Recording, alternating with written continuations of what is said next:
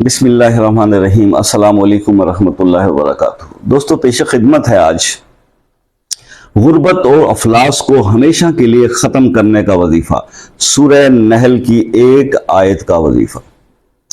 अच्छा, गुर्बत, अफलास, रिज़्क की कमी, आपने देखा होगा कि मैं इस पर ज़्यादा वज़ाइफ जो है वो बनाता हूँ। उसकी रीज़न आपको आज मैं एक्सप्लेन कर दूं, क्योंकि कई लोग जो है ना इस बात से भी तंग आ जाते हैं, और एक खातून ने तो बाकायदा कमेंट भी किया था कि आपको रिस्क के अलावा कोई मसला नजर नहीं आता। मैंने कहा इस वक्त सबसे ज्यादा बड़ी आबादी पाकिस्तान की सिर्फ यही रिस्क की परेशानी में मुब्तला है।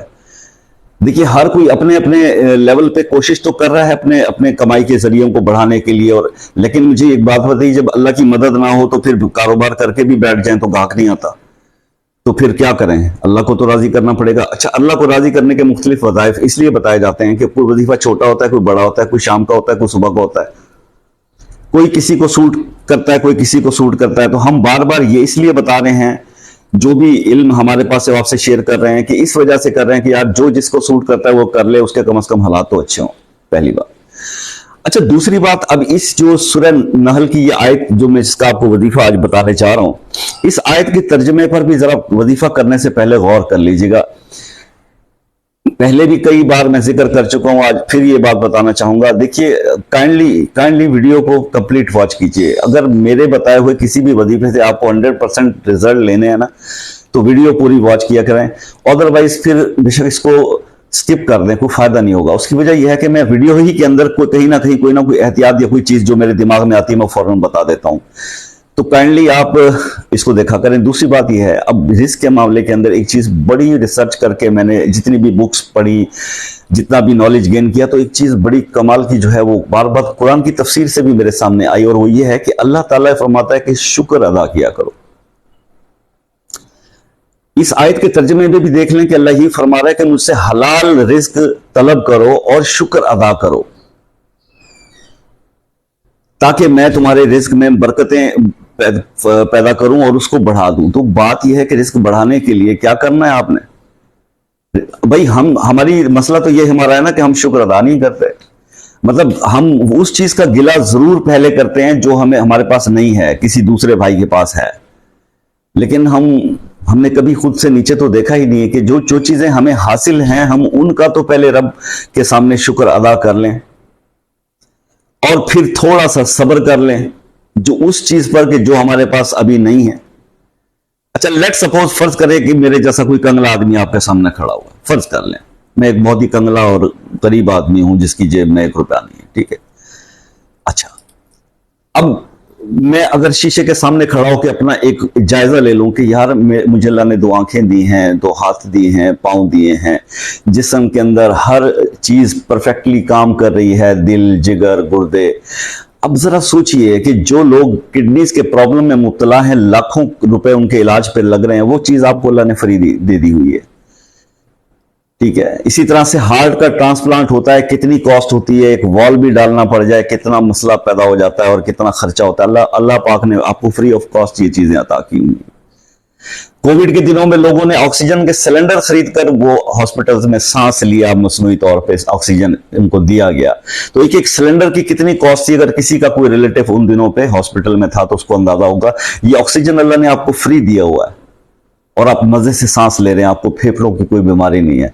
क्या ये ब्लेसिंग नहीं है?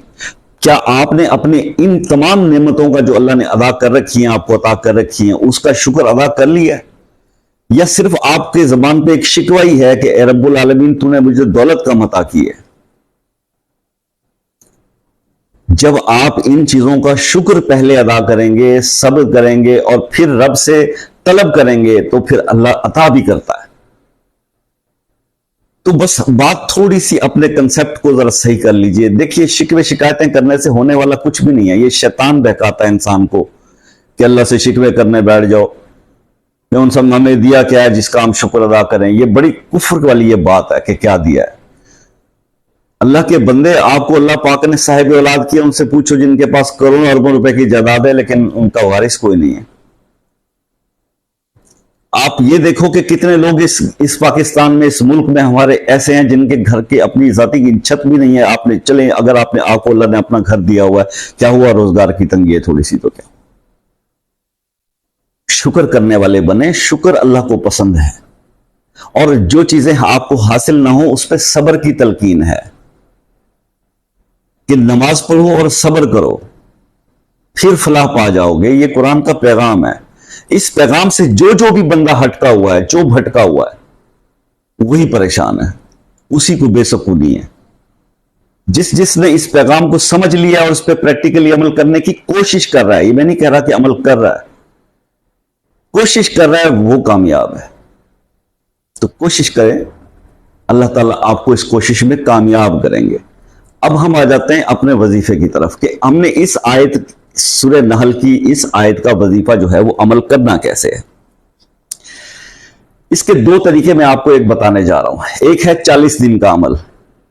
40 दिन का अमल मेरे भाइयों के लिए है। जो मेरे भाई हैं वो, उनको 40 दिन पूरे करने का कोई इशू नहीं है। और दूसरा मैं इसका पोर्शन, दूसरा इसका जो मोड बताऊंगा वो मोड है 11 दिनों का।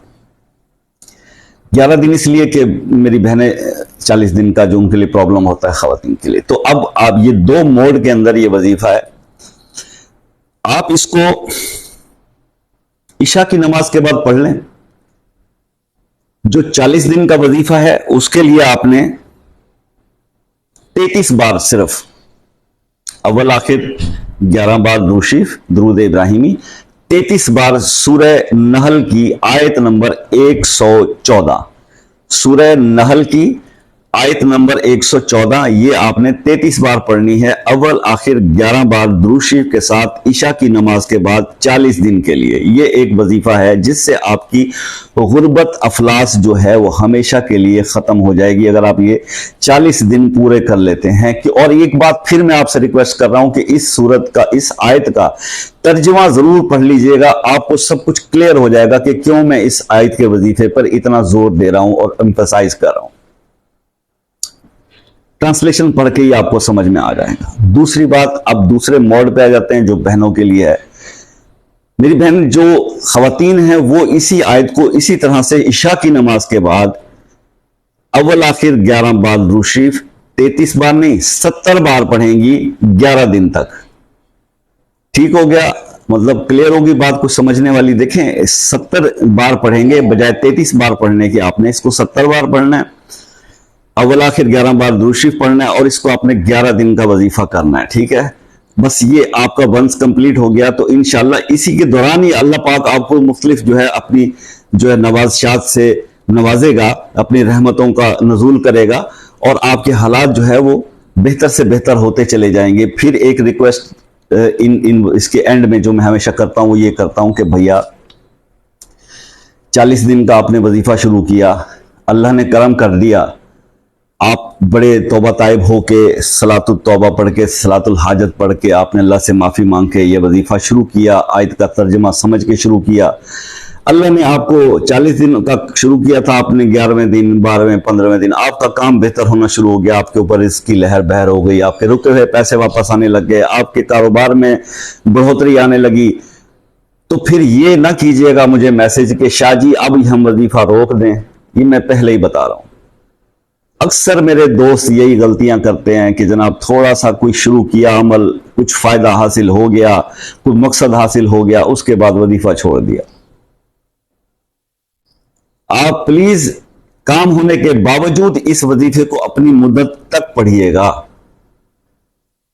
ये मेरी आप लोगों से रिक्वेस्ट है।